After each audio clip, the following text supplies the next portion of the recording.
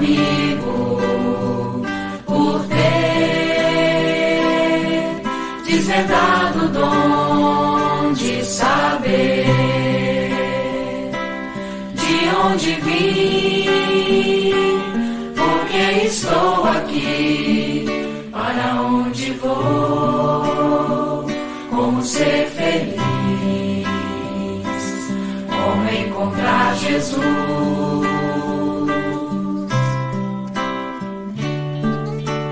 Com seu trabalho, hoje temos um Consolador que nos trouxe o Cristo, Rede vivo, e a nossa fé hoje é raciocinada.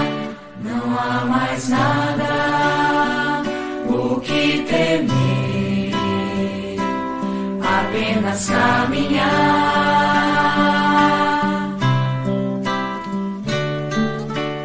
A sua luz vai brilhar na terra, porque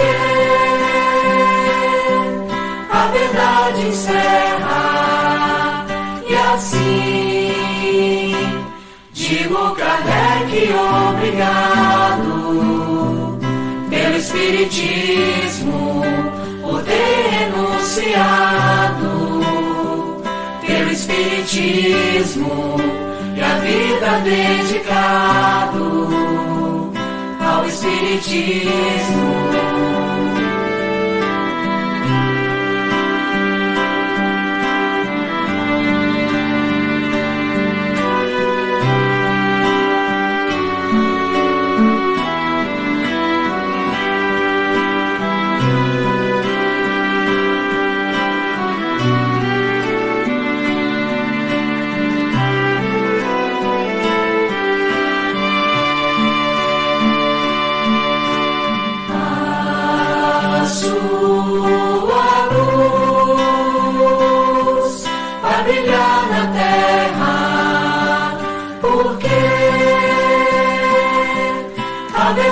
Encerra, e assim digo Kardec, obrigado pelo Espiritismo, por ter renunciado, pelo Espiritismo e a vida dedicado ao Espiritismo. Ao Espiritismo.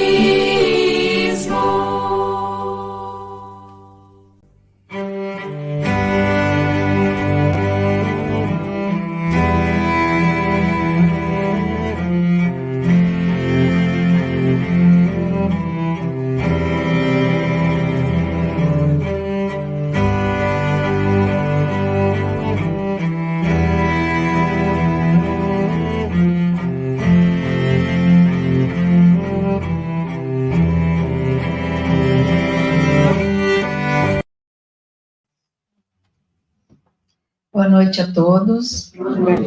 Sejam muito bem-vindos, bem-vindas para mais uma noite de estudo. E essa noite é muito especial. Para o mundo espírita, o dia de hoje, nós comemoramos o aniversário de Hippolyte Léon Denisard Rivail, o nosso querido Allan Kardec. Então, vai ser uma noite, assim, de muita luz, de muita alegria, de muita gratidão. Eu estava vindo com uma amiga e nós dissemos, né, se não fosse ele, óbvio, seria outro. Mas, graças a ele, hoje nós estamos aqui. Então, a nossa gratidão imensa a Kardec. E para nós iniciarmos, então, a nossa tarefa, a Thaís vai ler a poesia. Boa noite a todos. A poesia foi retirada do livro Recanto de Paz, de autores diversos, pela psicografia de Chico Xavier. A poesia é de Maria Dolores e chama-se A Cantiga da Gratidão. E ela é assim: o céu te recompense, alma querida, porque ouvistes o convite do Senhor e nos trouxesse paz e luz à vida pela bênção do amor. Deus te enriqueça as mãos ternas e ativas, mãos que buscam Jesus no irmão triste e sem nome, dissipando a penúria que o consome, ao calor da bondade que cultivas.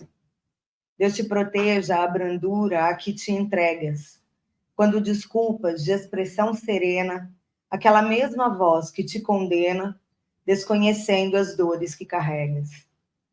Deus te abrilhante a ideia justa e boa, com que ouves ofensas sem guardá-las, para dizer somente no que falas aquilo que edifica e que abençoa.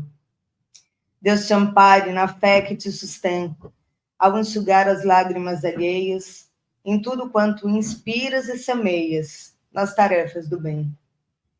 Deus te guarde na fé que te conduz, vencendo tempo e luta, sombra e prova, porque contigo a vida se renova, atendendo a Jesus.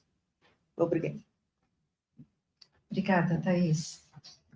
Nós queremos também cumprimentar os nossos irmãos, nossas irmãs, que já estão deixando recados ali no chat, mensagens de carinho, de paz, que possamos formar, como sempre fazemos às terças-feiras, uma corrente de muito amor, de muita luz, de muita paz, que do Centro Espírita Chico Xavier, nessa noite, possa irradiar luzes, a levar benefícios a todas as pessoas, encarnadas e desencarnadas. Então, eu convido a todos agora para a nossa prece inicial, pedindo a Deus, nosso Pai, a Jesus, nosso Mestre querido, que nos ampare, que nos proteja. Queremos agradecer, Senhor, a oportunidade de estarmos aqui reunidos em nome do Espiritismo, em nome do amor, em nome da esperança, em nome da compreensão. Abençoa, Senhor, o nosso trabalho, para que as luzes daqui possam irradiar para corações ainda entristecidos, ainda vivendo na violência, nos dramas interiores, que possamos, Senhor, nessa noite, levar um pouquinho mais dos ensinamentos do nosso querido mestre Allan Kardec a todos os corações. Fique conosco, mestre querido, nos ampare e nos proteja, hoje e sempre. Que assim seja. E assim.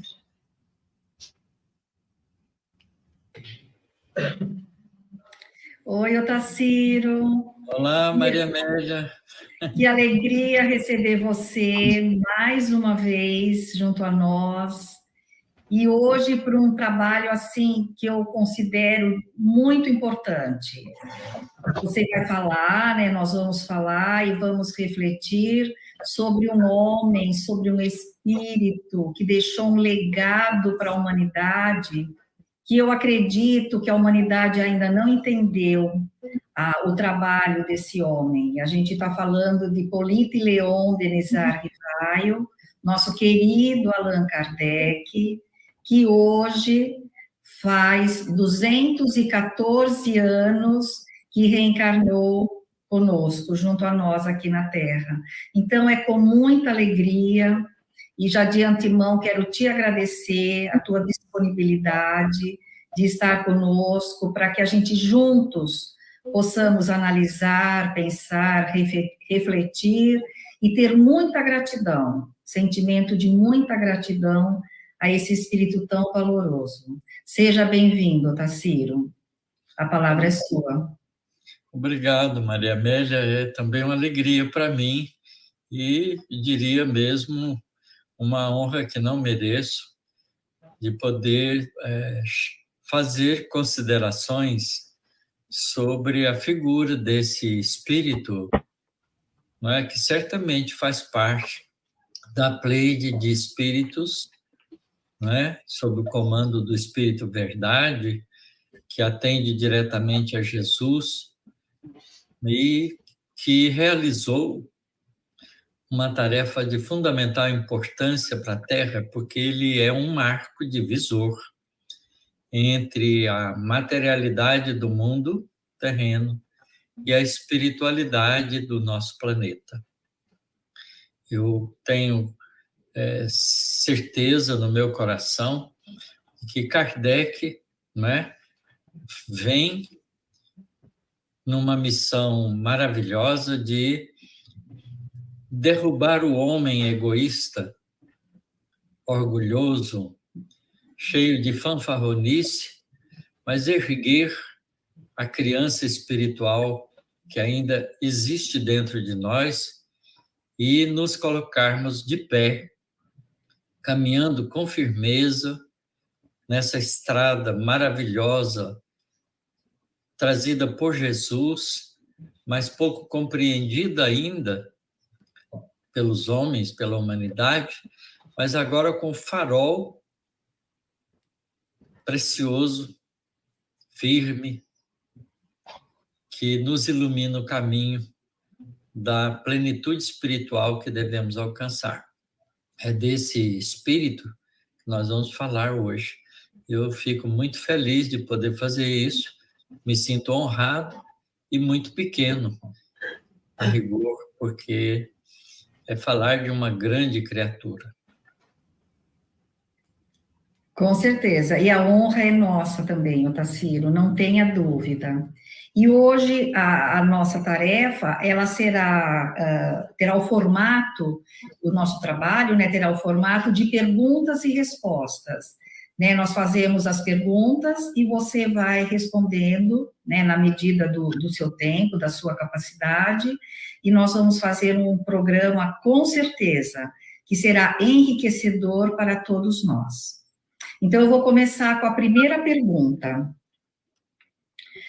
De cético e racional, professor Rivaio, Allan Kardec, o codificador e propagador do Espiritismo, que fatores e qualidades asseguraram o sucesso do seu monumental trabalho? É uma pergunta muito pertinente, muito inteligente, diria. E aqui a gente vai fazer um paralelo de trabalho de missionários, né, que tem ajudado o nosso planeta desde muito tempo. Nós podemos lembrar, por exemplo, né, na história do cristianismo, muitos espíritos, muitas pessoas que fizeram essa transição de homem para missionário. O primeiro deles que a gente podia lembrar é de Gesiel, homem que se transforma em Estevão, o primeiro mártir do cristianismo. A gente vê que as agruras da vida de Gesiel o prepara com muito sofrimento, com muitas dificuldades, com muitas provas, eu diria, que ele vence de maneira galharda e se transforma ao encontrar com os ensinos de Jesus no missionário que foi capaz de serenamente dar a sua própria vida pelo adubo da semente do cristianismo que nós podemos observar e conhecer hoje. Nós vamos ver também, não é? A figura de Simão Bar-Jonas, Simão, filho de Jonas, que também de homem, pescador simples, se transforma em Pedro, não é? O sustentáculo de todo o trabalho de desenvolvimento do cristianismo depois da volta de Jesus para o mundo espiritual. E a gente vai vendo figuras assim, a gente pode lembrar de Saulo, o homem glorioso do seu tempo, não é? Uma figura especial da sociedade contemporânea da Palestina, já um doutor da lei jovem, um atleta que ganhou proeminência nas corridas de biga na época, que era tão comum por causa do Império Romano, né? Que passa por agruras terríveis, por enganos cruciais na sua vida, mas acorda com a luz de Jesus e se transforma de Saulo a Paulo, o grande apóstolo que pôde divulgar a doutrina do cristianismo pelo mundo todo. Assim, tem vários exemplos desse tipo que a gente pode encontrar na história da humanidade em diferentes áreas do conhecimento. E aqui a gente vai também encontrar na época da França, né, dos 1800, né, porque Kardec, Hippolyte Léon nasce em 3 de outubro de 1804, na antiga cidade romana de Lugdunum, na época conhecida por Lyon, uma cidade importante da França.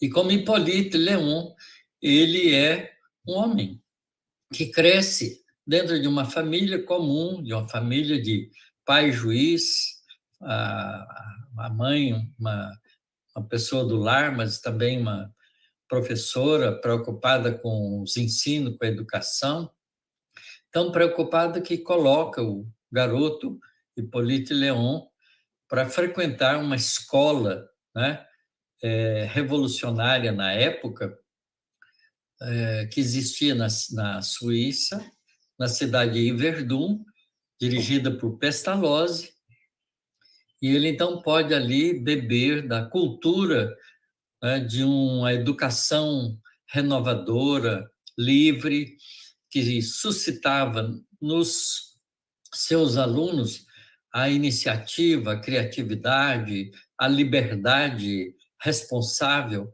e faz com que esse garoto se desenvolva no conhecimento e na responsabilidade do trabalho que, mesmo quando tendo só 14 anos de idade, Pestalozzi fazia muitas viagens, deixava a escola por sua conta.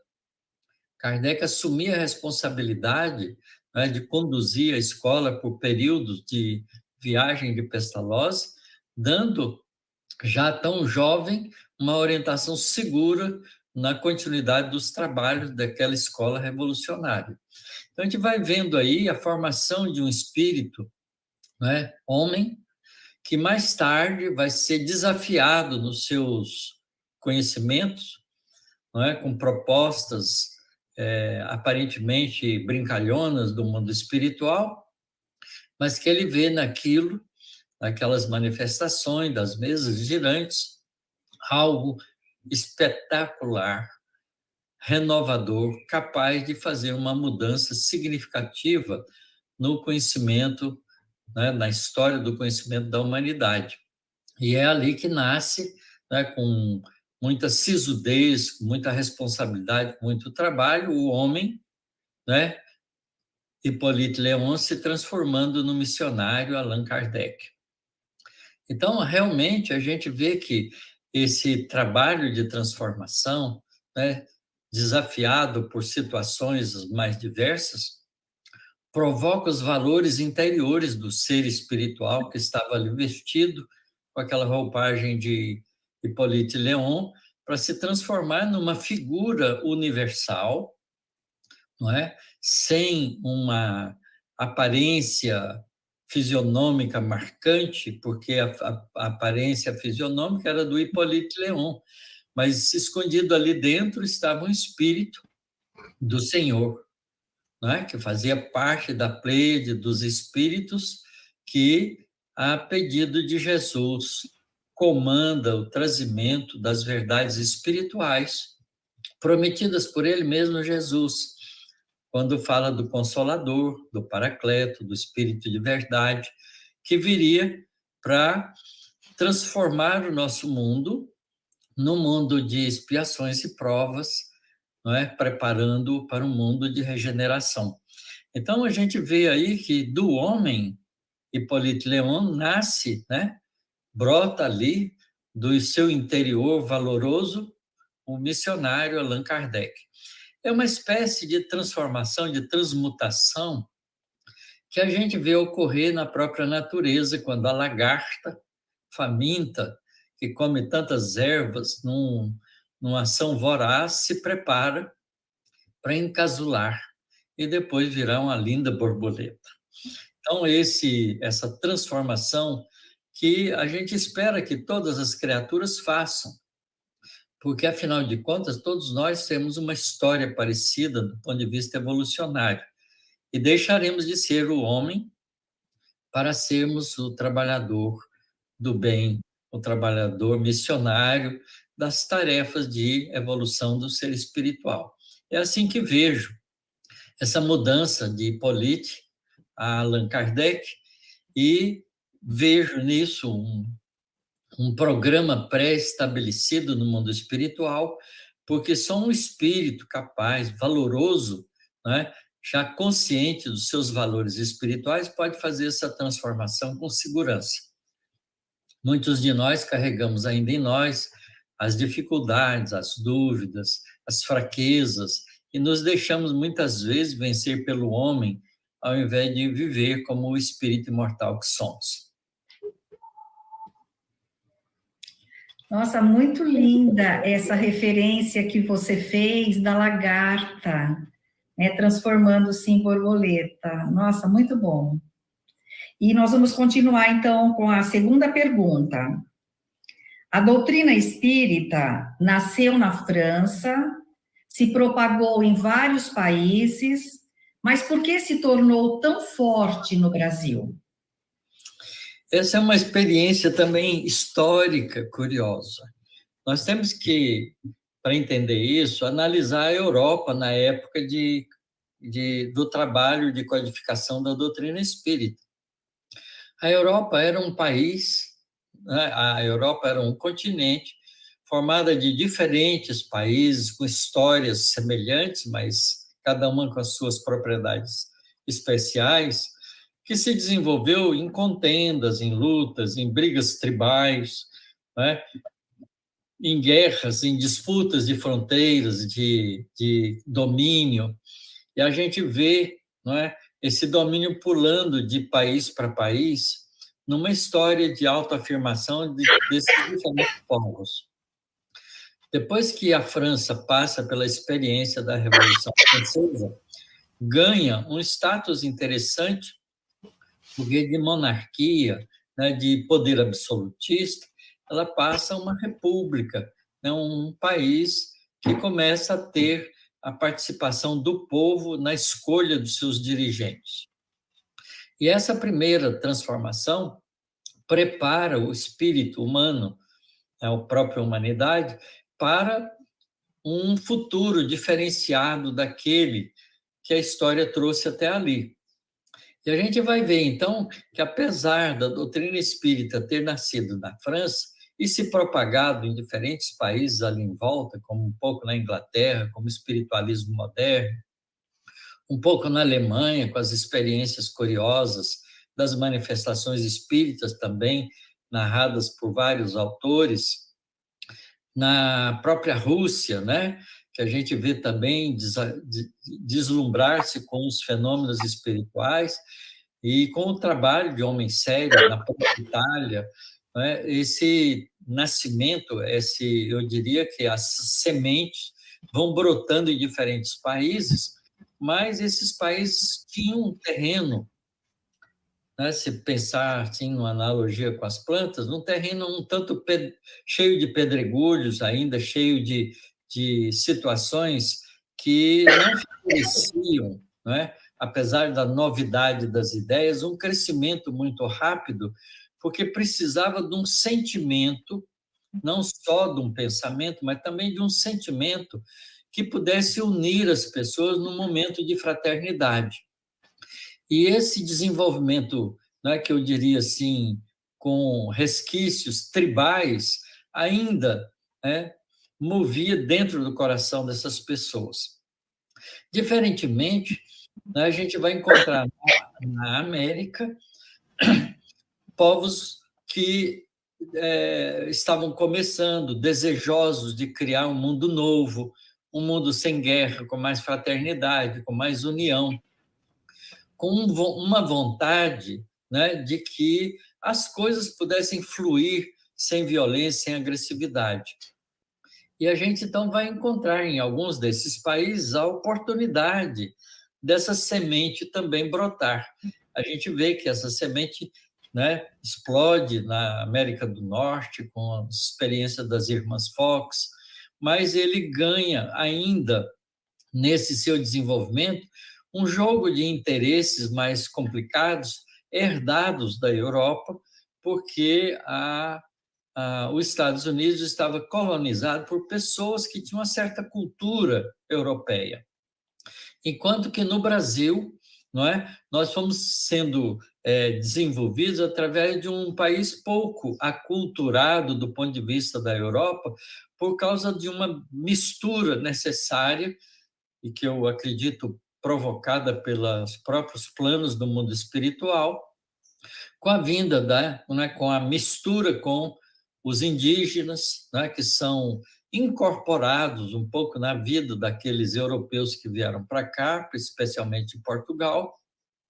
E a gente vê também no Brasil, não é, com o trazimento dos negros para cá, uma miscigenação curiosa que foi moldando no espírito do brasileiro um senso de igualdade, de fraternidade que a gente precisa desenvolver, não é?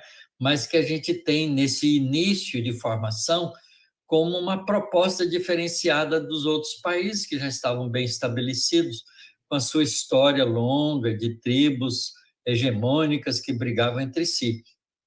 Então, eu acredito que o mundo espiritual prepara o Brasil para isso, para esse trabalho de nascer, né, de desenvolver, de crescer num país como o nosso, esse sentimento de união entre as pessoas e união entre os povos. E a gente vê que isso é muito interessante, porque o Brasil nunca foi um país guerreiro. Apesar da gente ter tido uma guerra infeliz, né, da Guerra do Paraguai, foi a única que tivemos, né? Foi uma guerra boba, na verdade incitada especialmente por países estrangeiros, a Inglaterra estava bem forte por trás disso, e que o Brasil, por um descuido de Dom Pedro II, deixa acontecer. A gente poderia ter evitado, e Dom Pedro II reconhece que esse foi o ponto mais fraco do seu trabalho no Brasil. Então, curiosamente, essas ideias novas, humanitárias, que a doutrina espírita traz, pôde proliferar de maneira fácil, porque a gente, inclusive, não tinha uma história tradicional para se opor a essas ideias novas. O Brasil é um país com pouca tradição cultural do passado. É um país miscigenado, misturado. Então, as ideias novas proliferam e crescem muito facilmente no nosso país. E acredito que o mundo espiritual planejou isso muito bem para que a doutrina pudesse, então, crescer rapidamente aqui e preparar trabalhadores para o futuro, porque a gente ainda não entendeu o contexto maior do Brasil nessa história. Nós, os brasileiros, nós, os espíritas do Brasil, não é? Estamos nos preparando espiritualmente para nascer nos outros países, em próximas encarnações, levando para lá a cultura espírita que estamos adquirindo aqui no Brasil, para divulgar e difundir as ideias espíritas pelo mundo inteiro, porque esse é o papel do espiritismo, ser uma doutrina de caráter universal, aceito por todos os povos, porque ela está ao longo das tradições de todos os povos, não é? Com as experiências espiritualistas, a doutrina espírita é a doutrina completista nesse sentido e vai aproveitar dessas experiências, abrindo o leque do entendimento profundo da realidade espiritual, porque esse é o grande papel do espiritismo. O papel do espiritismo é espiritualizar todas as atividades humanas, inclusive as religiosas, e em todos os povos. Eu vejo, né, que o Brasil tem esse trabalho pela frente. É uma missão de ser, não é? O coração do mundo, do ponto de vista afetivo, não é? E e a pátria do Evangelho como divulgador dos ensinamentos de Jesus à luz do conhecimento espiritual profundo. Nossa, muito boa a tua resposta, porque nós espíritas devemos entender o tamanho da nossa responsabilidade, como você falou. É muito bom pensar dessa forma. E gratidão a Deus por estarmos aqui, Otacílio. Com certeza, da minha parte, acho que da parte de todos nós, é muita gratidão a Deus por estarmos fazendo parte desse projeto tão grandioso para toda a humanidade. Bom, a gente vai continuar, então, com a próxima pergunta. Qual foi a importância de ter o professor Rivaio abdicado de assinar as obras básicas com seu nome, adotando o pseudônimo de Allan Kardec? Olha, essa pergunta eu acho de fundamental importância também, porque ela traz em si um significado espiritual que ainda não foi compreendido completamente pelos espíritas. Eu digo pelos espíritas, inclusive estudiosos da doutrina espírita.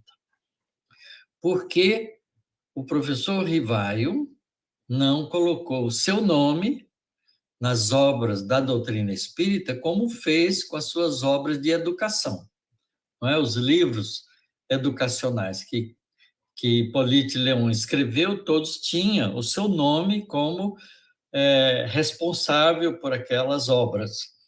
Mas, quando ele começa a investigar o mundo espiritual através de diferentes médiuns e de diferentes grupos que mantinham com ele uma relação de comunicação, né, através de cartas e às vezes até de presenças, que a gente vai ver depois que Kardec faz isso também, nós vamos ver que ele descobre ali naquele trabalho, não é, uma ponte através das mesas girantes que foi estudada com cuidado e percebido através desses fenômenos a importância da mediação de pessoas que tinham recursos especiais, chamados de médiuns mais tarde pelo próprio Allan Kardec, né? O nome médiuns é trazido para a doutrina por Allan Kardec. Então, a gente vê que nessa experiência, ele começa a descobrir um mundo diferente através de uma espécie de trabalho de repórter. Ele pergunta aos cidadãos do mundo espiritual, através de médiums, não é? Coisas sobre a vida espiritual. E esses cidadãos espirituais, não é? Os espíritos, dão informações da nossa realidade após a morte do corpo físico, porque esses espíritos se identificam como a alma dos homens que viveram na Terra. E a gente então vai vendo que ele vai cultivando esse conhecimento através das respostas desses espíritos e organiza com isso um livro, né, que continha uma quantidade significativa de perguntas feitas por ele, por algumas outras pessoas que participaram desse trabalho também. Kardec não fez isso absolutamente sozinho, e dos diversos espíritos, através de diferentes médiuns, contado várias vezes, porque Kardec insistia em perguntar a mesma coisa através de diferentes médiuns, e os espíritos vinham respondendo sempre a mesma coisa, mostrando uma coerência de informação vinda do mundo espiritual. Portanto, todos esses conhecimentos não eram de Kardec, mas era do mundo espiritual. Então, ele escreve o primeiro livro como o livro dos espíritos. Não é o livro dos espíritas, é o livro dos espíritos. É o livro, né, de informação trazida pelos espíritos. Então, não era justo ele colocar ali, na compreensão da realidade espiritual que ele teve com essas experiências, não era justo ali ele pôr o seu nome ali como autor da obra. Ele deveria pôr, não é, como autor os espíritos. Mas, para simbolizar isso, ele aproveita de uma declaração feita por um espírito amigo a ele, de que ele tinha tido uma encarnação, mais de 1000 anos atrás, talvez 2000 anos atrás, porque ainda foi na vida dos celtas, né, do que viviam ali na França. Ele foi um sacerdote druida e que tinha lá naquela época já cultivado esses conhecimentos espirituais.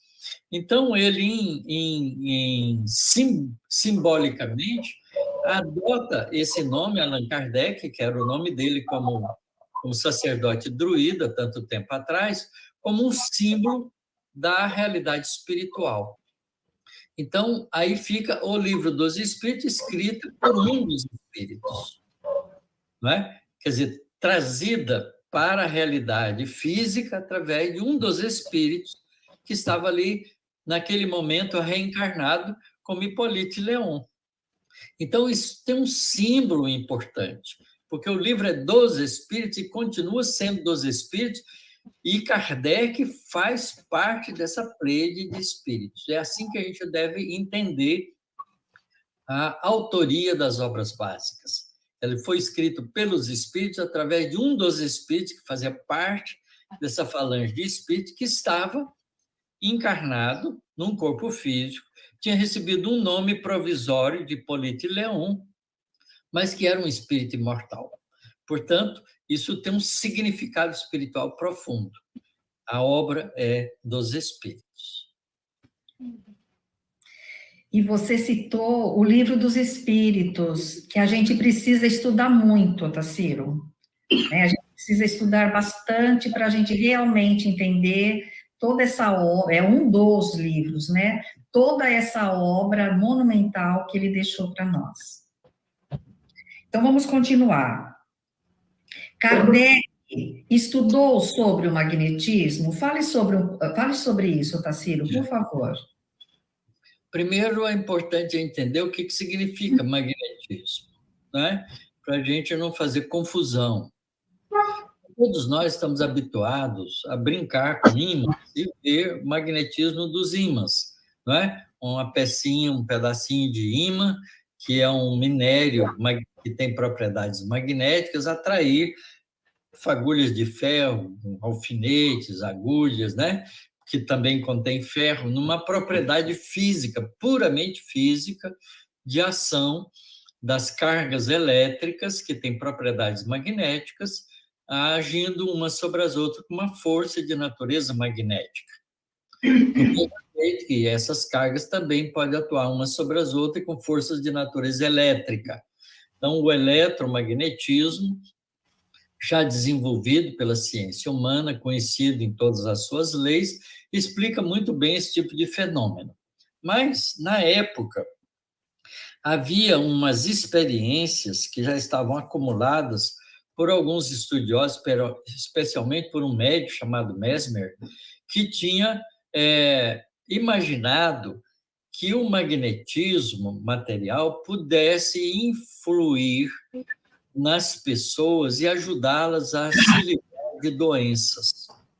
Então, ele organizava sessões junto com pessoas que tinham enfermidades, tinas cheias de água com limalhas de ferro que eram magnetizadas fisicamente, e colocava essas pessoas ali, às vezes até tomavam banho nessa água, né, que ele chamava de magnetizada, que não compreendia direito o que estava acontecendo ali, mas as pessoas, né, por alguma razão, se sentiam melhores, algumas delas até entravam em transe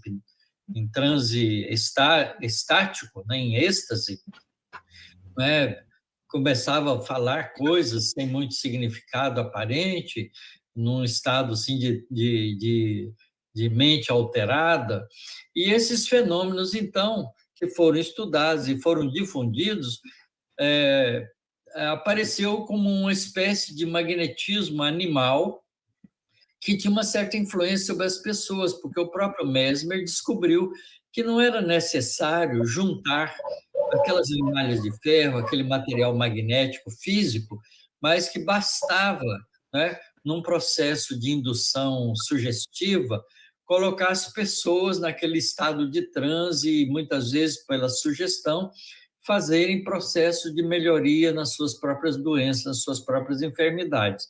Isso depois evoluiu para todo o trabalho da hipnose, do hipnotismo, que foi estudado na França, estudado na Alemanha, em outros países, e isso ganhou um status importante e foi, inclusive, estudado nas academias de ciência, na Sorbonne, vários médicos estudaram sobre o magnetismo, que ganhou esse nome de magnetismo animal de maneira imprópria.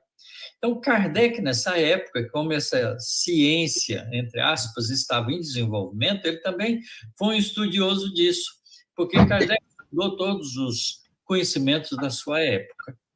Ele era um homem de ciência, era um homem interessado na cultura científica, nas experiências e resultados das observações do homem sobre as coisas da natureza e a busca das leis que pudesse explicar toda aquela fenomenologia. Então, ele também foi um estudioso desse magnetismo. E já era, na época, compreendido que isso era uma coisa pessoal. O indivíduo podia induzir outro a um estado alterado de mente, que é o nome que se dá hoje. Hoje a gente não diz que a pessoa está hipnotizada, e diz que ele foi sugerido, por sugestão, a estar num estado alterado de mente.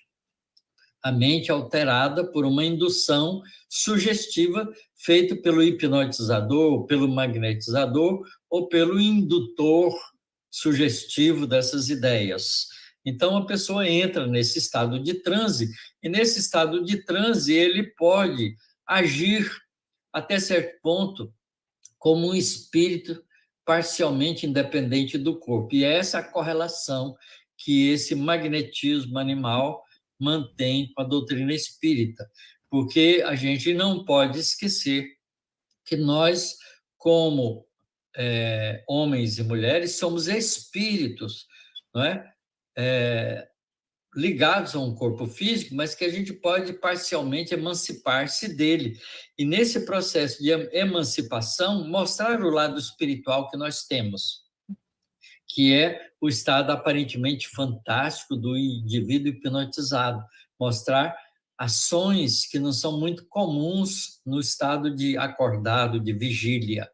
Não é? Então, Kardec estudou isso, e ele pôde correlacionar esse tipo de fenômeno com o fenômeno espírita, inclusive do fenômeno mediúnico, porque o médium também é um espírito que está no corpo físico, que pode emancipar-se parcialmente do corpo físico, e nesse estado emancipado, ao invés de agir por si mesmo, é entrar em contato com os espíritos no mundo espiritual, o espírito a espírito, e trazer informações do mundo espiritual como médiuns, como intermediários.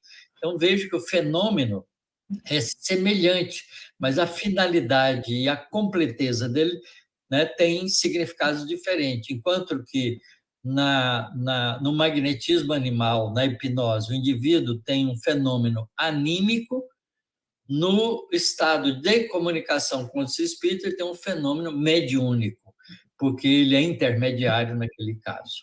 Então, essa é a ideia que está por trás do magnetismo e do espiritismo, entendido claramente quando a gente estuda o Livro dos Médiuns. Ai, que lição linda. Obrigada. Dando continuidade às perguntas, nós vamos fazer a próxima. O professor Rivaio, lembrando a grande família de Verdun, afirma constituírem por si sós, abre aspas, o programa de toda uma ordem social que realizaria o mais absoluto progresso da humanidade, se os princípios que eles exprimem pudessem receber integral aplicação. Pergunta: isso aconteceu ou depende de mais reencarnação desse grupo? É também uma boa pergunta essa, porque ela mostra, né, suscita a gente pensar, né, nos princípios que nortearam o trabalho de Hippolyte Léon, que foi primeiro o processo da educação. Ele aprende com Pestalozzi que educação é formação de caráter, mais do que instrução cultural. Veja bem, essa é a ação revolucionária da escola de Pestalozzi. Ao invés de você formar no indivíduo um conhecimento, você forma no indivíduo, com o conhecimento, um caráter. Então, caráter são qualidades que melhoram a ação do ser humano. Então, a educação tem como princípio utilizar de recursos de formação de caráter com o conhecimento, com a cultura, na formação do ser humano, claramente induzindo esse ser humano a ser um ser humano, não é? Responsável por viver numa sociedade e agir nessa sociedade com um princípio de ser que tem um caráter de contribuição coletiva para a melhoria da sociedade. Então, veja bem, esse é o processo educacional, né, que está por trás de toda a metodologia de Pestalozzi, para formar nas crianças um caráter de homem, né, integrado na sociedade, que pudesse ser útil à sociedade e ajudá-la a ser melhor. Então, obviamente, ele trabalha ali os defeitos que a criatura humana pode mostrar, como egoísmo, como vaidade, como sentimento de orgulho, e criar nessa criatura, nesse garoto, nessas crianças, uma formação que pudesse fazê-lo mais fraternal, menos egoísta, portanto, né? Com o sentimento de ser capaz de ajudar uns aos outros, menos orgulhoso, achando que era melhor uns do que os outros, então com caráter de igualdade. A gente não pode esquecer que a Revolução Francesa trouxe para a Europa o conceito de igualdade, fraternidade, né? Igualdade, fraternidade, são 3 princípios, eu estou me esquecendo de um deles, mas que a gente ainda não conquistou nenhum, né? Porque a sociedade ainda é muito egoísta, mas a formação de caráter tinha esse princípio, né? De criar no indivíduo uma cultura, mas também um sentimento de responsabilidade moral com a sociedade. Quando Kardec experiencia, através, né, dos fenômenos da mesa girantes, a realidade do mundo espiritual, ele vai encontrar no espiritismo uma força poderosa nesse sentido, porque toda a moral que os espíritos trazem das informações do mundo espiritual para a nossa realidade física é a moral do Cristo, que é exatamente a moral que transforma o indivíduo num homem útil, num homem fraterno, num homem solidário, porque Jesus ensinou, basicamente, em todos os seus ensinamentos, ele resumiu isso muito bem no amar a Deus sobre todas as coisas e amar ao próximo, como se deve amar a si mesmo. Então, esse amor à criatura, que somos nós, e para os outros, que são os nossos irmãos, os nossos companheiros, os nossos concidadãos que participam conosco da vida, esse sentimento de amor, de respeito, de fraternidade, portanto, derrubando o conceito do egoísmo, do orgulho e da vaidade, que tenta diferenciar pejorativamente uma criatura da outra. Então, desse ponto de vista, esse sentimento, esse tipo de conhecimento era revolucionário. E ele, então, nasce ali naquela Europa, naquela França, não é? Para ficar conosco até a consumação dos séculos, como prometeu Jesus, através das revelações espíritas. Por isso, essa revelação, esse conhecimento, esse processo educacional nascido dos resultados da Revolução Francesa, que permitiu à Europa modificar o seu pensamento em relação ao ser humano na direção de uma filosofia de vida mais humanitária, tem que continuar crescendo, porque ela ainda não atingiu o patamar necessário para transformar o mundo num mundo sem guerra, num mundo sem competição, num mundo sem violência, num mundo sem diferenças sociais. Então, ele está em andamento. E cabe a nós, compreendendo muito bem esse papel não só da Revolução Francesa, mas desses renovadores do processo da educação, não é, que tem dado contribuição nessa direção, e da própria estrutura de conhecimento da doutrina espírita e do Evangelho de Jesus, para a gente construir, não é, através do nosso esforço, do nosso exemplo, da divulgação dessas ideias, um mundo mais fraterno, um mundo melhor, onde os homens, ao invés de ter a palavra-chave competição, substituí-la pela palavra-chave cooperação. Falando desse mundo pedagógico, né, há escolas hoje, Otacílio, que trabalham as competências emocionais que eles falam, né, já na criança, em tenra idade. Então, isso realmente é um legado de Pestalozzi, de Kardec, do professor Rivaio, que deixou esse ensinamento para nós. E só para complementar ali, igualdade, liberdade e fraternidade. Obrigado pela minha...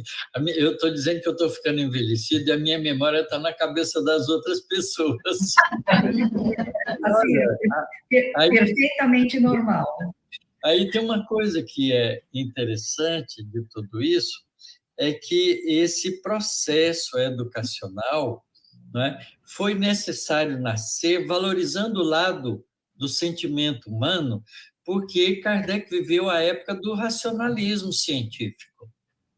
E o racionalismo científico valoriza muito a intelectualidade e esquece, porque em confronto contundente com a dominação religiosa escravagista que as religiões fizeram sobre o ser humano, sobre a mente humana, eles estavam tentando, né, trabalhando para se libertar do controle das ideias, permitindo que o homem tivesse mais liberdade. Então, o racionalismo, o cientificismo que surge na época também, né, que Kardec conviveu na França, na Alemanha, porque foi a época do desenvolvimento das bases da ciência, né, tanto das ciências da Terra, né, da física, da química, da biologia, também como das ciências psíquicas, mas levando o homem para uma posição de um homem cientificista, de um homem intelectual, não de um homem intelectual e emocional. O lado emocional ficou prejudicado pela influência, até certo ponto, dominadora e escravagista que a Igreja fez na mente do mundo ocidental. Então, isso atrapalhou o processo de uma educação mais completa. Foi preciso, por isso, Pestalozzi e outros educadores, que a gente tem hoje, Piaget e tantos outros, né, tentando valorizar o homem como um ser integral, chamando a atenção para o lado, né, da relação do sentimento das pessoas. E a doutrina espírita é fantástica nisso, porque ela dá uma garantia de conhecimento para que a gente faça isso com o equilíbrio entre a intelectualidade e o sentimento.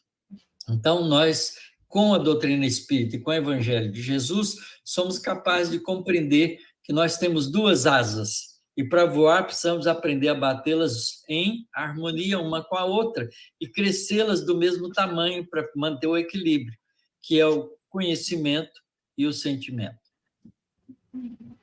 Bendita doutrina.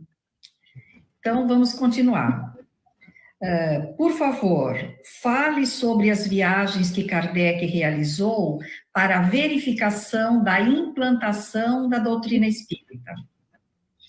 Eu estou aqui com um livrinho na minha mão que pouca gente conhece. Nós estudamos já no centro. Em 1862. É muito bom. Escrito, não é, por Wallace Leal, se não me engano, e publicado pela pelo Clarim, aqui de Matão. Né? Esse está na 3ª edição, em língua portuguesa. Né? Esse livro foi planejado, o planejamento gráfico foi feito pelo Clarim, né? E foi publicado, se não me engano, pelo Wallace Leal. Esse livrinho é maravilhoso, a gente devia todo mundo ler, porque aqui o Wallace Leal começa a fazer um trabalho esclarecendo sobre as primeiras viagens que Allan Kardec faz em 1860, depois em 61, depois em 62, e ele então vai ter um contato íntimo, vendo, né, em várias cidades da França, como é que a doutrina espírita estava se propagando. Mas Kardec inaugura uma outra atividade doutrinária com essas viagens, porque ele faz discursos de propaganda e de conhecimento da doutrina espírita. Começa aí, nesse trabalho de Allan Kardec, o trabalho de divulgação da doutrina espírita pelos oradores espíritas, pelos palestrantes espíritas. E eu estou aqui fazendo isso, né, nessa live, junto com você, Maria Amélia, e com todas as pessoas que estão nos acompanhando, né, seguindo esse exemplo, inaugurado também por Allan Kardec. Não é? Porque ele vai, né, a primeira viagem dele, de 1860, ele vai à cidade de Lyon, mas ele para em algumas cidades no meio do caminho e entra em contato com os espíritas de cada lugar. E pode, com isso, primeiro, avaliar o alcance do trabalho que ele estava fazendo, da divulgação da doutrina, através dos livros, da revista espírita, especialmente, né, que era difundida pela Europa inteira, e também conhecendo os companheiros que contribuíam com ele, com mensagens, com trabalhos mediúnicos, né, de grupos sérios, que produziam literatura espiritual, do mundo espiritual, que Kardec foi incorporando nas obras espíritas. E ele, então, vai até Lyon. E em Lyon, que tinha somente um centro na época da primeira viagem dele, em 1860, tinha um único centro. Ele é recebido pelo senhor Dijon, que era um proletário, um trabalhador braçal, e da sua esposa, a senhora Dijon, que era uma excelente médium, e que deixa contribuições de mensagens dos espíritos que estão contidas nas obras de Kardec, nas obras básicas.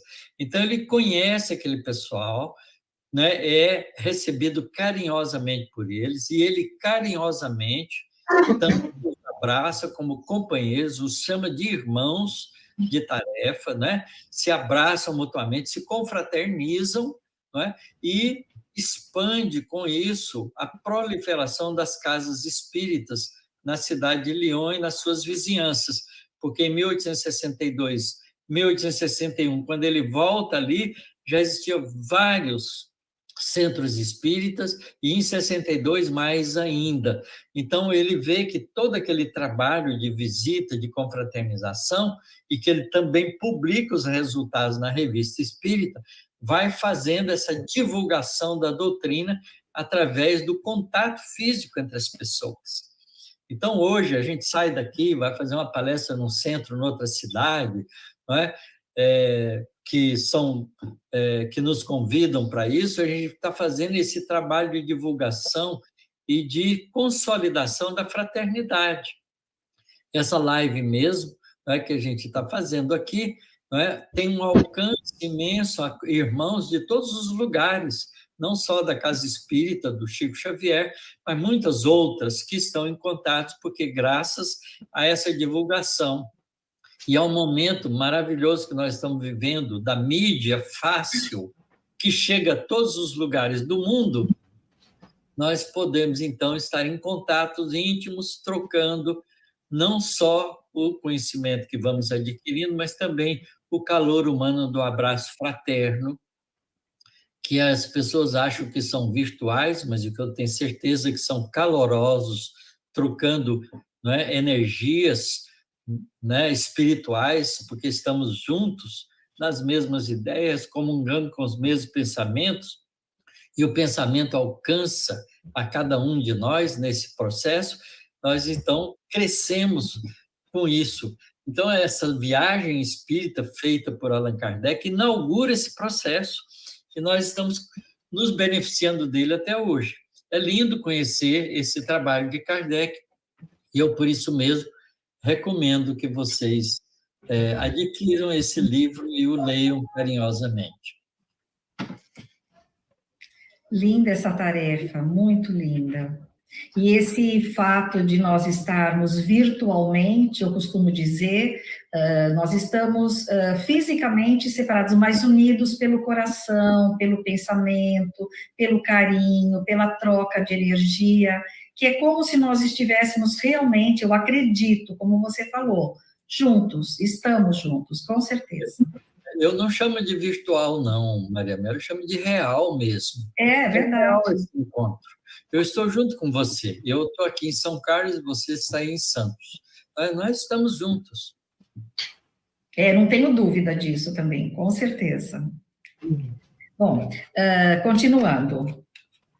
Qual a importância do Auto de Fé de Barcelona para o fortalecimento do espiritismo e de Kardec? O Auto de Fé foi muito importante, né? Fala um pouquinho, por favor.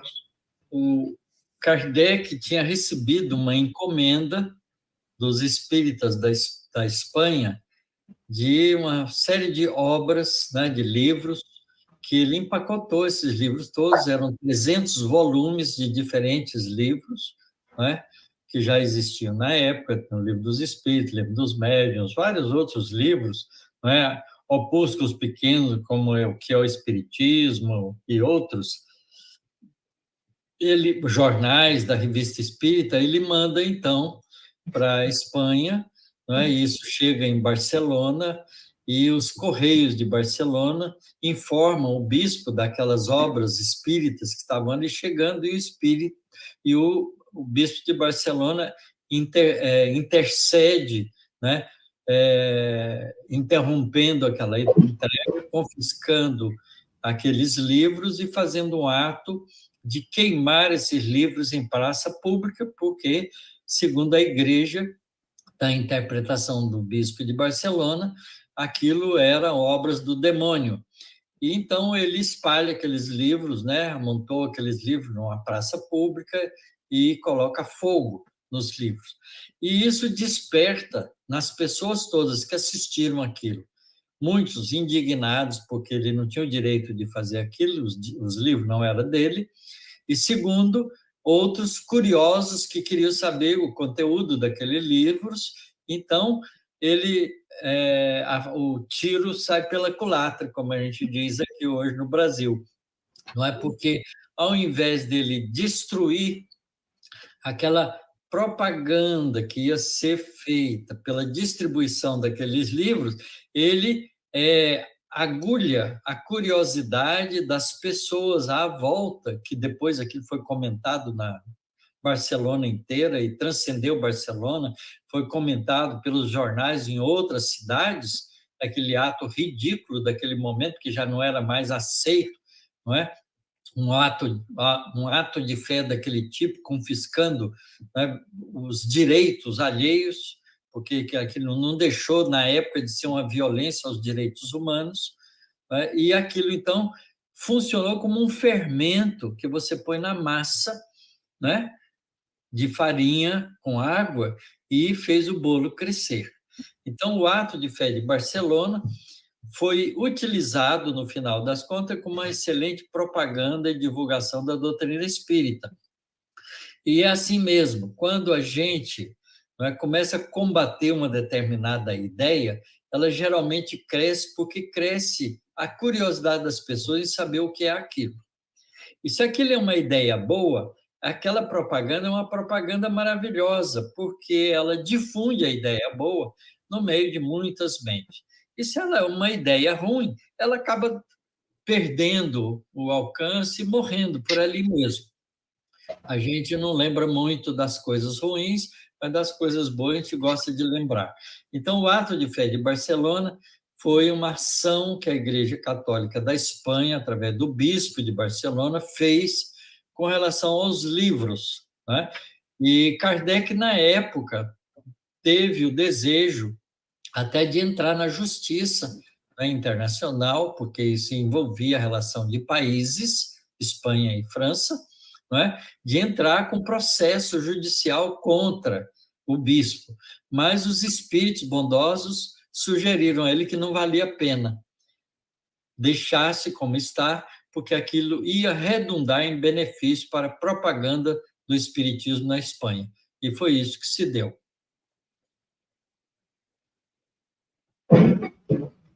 Muito bom. E a gente chegou na última pergunta, Tassiro, que é muito boa também, questionamento muito bom. Qual a importância da Revista Espírita e das atividades na Sociedade Parisiense de Estudos Espíritas nas 5 obras da codificação espírita?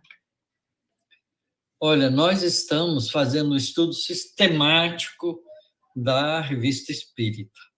E estamos descobrindo, que eu já tinha lido, assim, salpicado vários dos anos, né? Porque a Revista Espírita foi inaugurada por Allan Kardec em 1858, janeiro de 1858, e foi até a sua morte, né? Mas depois a Sociedade Parisiense de Estudos Espírita continuou a publicação dessa Revista Espírita, que era um jornal periódico mensal. Ele saía uma vez por mês. Eu tenho a coleção inteira, encadernada.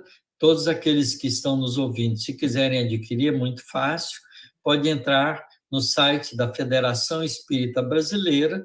Lá tem vários livros, né, que estão já digitalizados em forma de virtual, e a gente pode copiá-los para o nosso computador. Então, vocês podem baixar para o computador de vocês e arquivar numa memória que vocês podem utilizar sempre, como uma biblioteca virtual, todas as revistas espíritas que foram publicadas por Allan Kardec, traduzidas para o português, de modo que a gente tem acesso a esse material.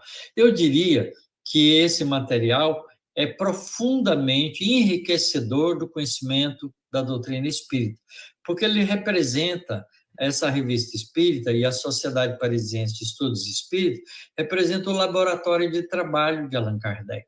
Tudo foi elaborado, né, a partir de 1858, né, e foi sendo mantido e conservado como documentações da divulgação e do trabalho de construção das obras codificadas.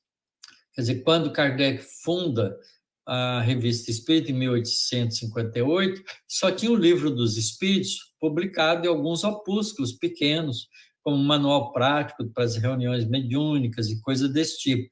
E Kardec, então, vai publicando todos os livros como um trabalho de síntese de todos os estudos que ele vai realizando e publicando através da Revista Espírita.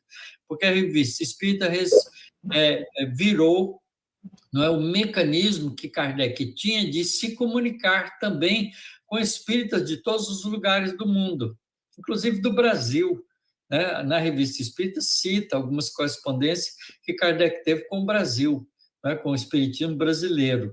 Então, é bom que a gente saiba que todo esse trabalho está documentado nessa Revista Espírita e que nos permite ter acesso a um sem número de informações que estão condensadas, eu diria, enxugadas, né, nas obras básicas.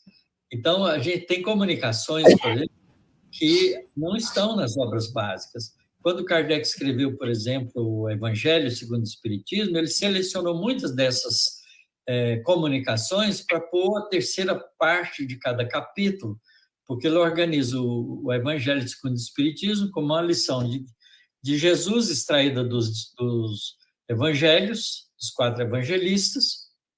Ele mesmo faz um comentário desse ensinamento, depois ele põe instruções dos espíritos, que são as mensagens que ele foi coletando através dessas encontros e comunicações com espíritas de diferentes lugares e colocando ali a guisa de esclarecimento trazido pelos espíritos sobre aquele tema do evangelho. Então, ali, nós vamos encontrar na Revista Espírita muito mais comunicações.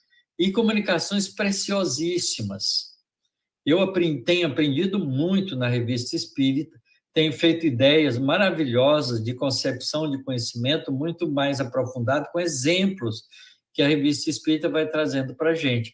E a gente conhece, através da Revista Espírita, todo o crescimento do movimento espírita na Europa nessa época.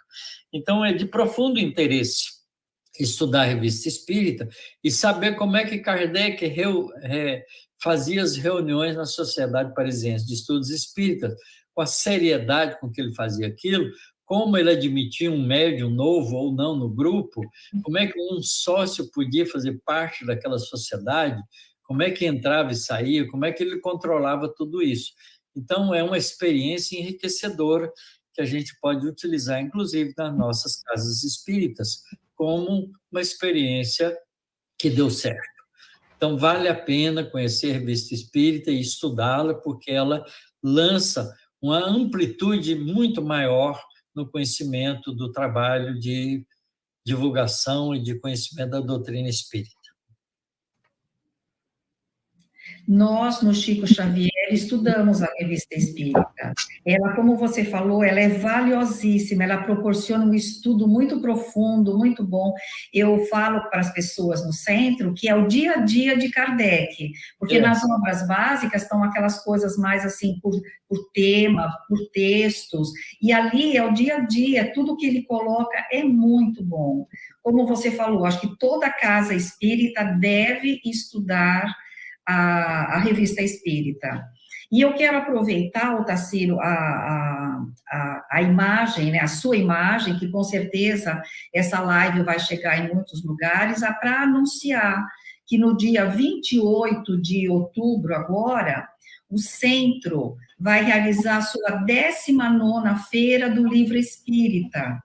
E a gente carrega muito nas obras básicas, porque esse ano o lema é comece pelo começo.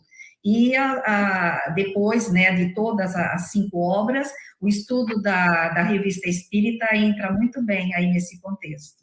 A gente pode dizer, viu, Maria Amélia, que a gente ganha uma intimidade muito grande com Allan Kardec na Revista Espírita. É como se ele estivesse lá dentro, convivendo com ele. Exatamente, é essa a sensação, é viver no dia a dia com ele, as dificuldades que ele passou, os artigos que ele recebeu, e a maneira democrática como ele coloca ali todos os temas, é muito profundo, é muito bom, é enriquecedor. Além da gente ver a prudência dele de não entrar em polêmicas desnecessárias em relação aos contestadores da doutrina espírita. É muito bom a gente perceber como Kardec seguia pelo caminho do bem, nunca pelo caminho da contenda ou da disputa. Ele sempre seguiu o caminho da cooperação. Se uma crítica tinha valores que ajudava a doutrina espírita a melhorar o seu trabalho, ele utilizava e até fazia comentários daquele texto que publicado em outros jornais, né? Uma análise de enriquecimento do trabalho espiritual. E outras que eram muito contundentes e de má fé, ele simplesmente fazia, às vezes nem fazia comentário algum, quando fazia um comentário muito leve sobre algum ponto, né, que ele achava que precisava esclarecer da doutrina espírita, porque o contestador não tinha entendido. Então, é muito bom. É um trabalho lindo, a Revista Espírita. É verdade. Então, Otacílio, nós chegamos ao final. Que momento gostoso. Muito obrigada por tantos ensinamentos, tantas reflexões. Te agradeço em nome da casa, de todo o coração. Você faz parte, né, da nossa vida, da vida de todos nós aqui do Chico Xavier. Então, gratidão. Que Jesus continue te iluminando e que você possa fazer essa tarefa, como você falou, de fazer palestra, de realizar estudos e de trazer o seu conhecimento para todos nós. Que Jesus te abençoe, irmão, e que te dê muita paz. Fica com Deus. Muito obrigado, Maria Amélia. Eu que agradeço de coração. E eu quero dizer que eu não estou divulgando o meu conhecimento, estou divulgando o conhecimento da doutrina espírita que eu vou entendendo aos poucos. Porque todos nós somos aprendizes do Evangelho de Jesus, aprendizes da doutrina espírita, e é muito bom a gente trocar figurinha, porque a gente aprende. E eu queria também aproveitar esse momento para dizer que aqui em São Carlos nós estamos começando a Feira do Livro Espírita hoje, né? Que vai ficar desde hoje, dia 30 de setembro, até dia 14 de outubro.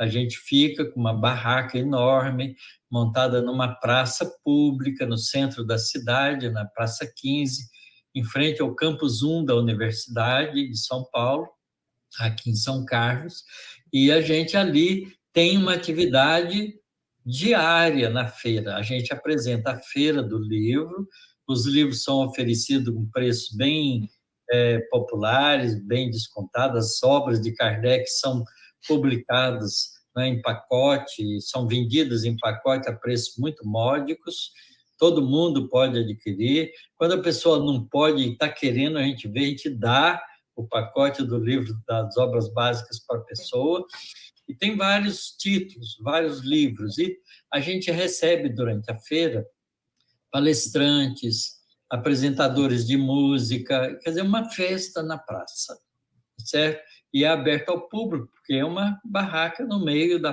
praça pública, qualquer um pode entrar, aproveitar, ver o que quiser, assistir as palestras que vão se realizando ali, e é muito gratificante. E tem atividades desde crianças até adultos. Venham, participem. Seja realmente coroado de muita luz e que vocês consigam fazer a distribuição do livro que chegue cada vez mais aos corações de todos aqueles que precisam. Gratidão, gratidão, Otacílio. Fica com Deus. Um grande abraço.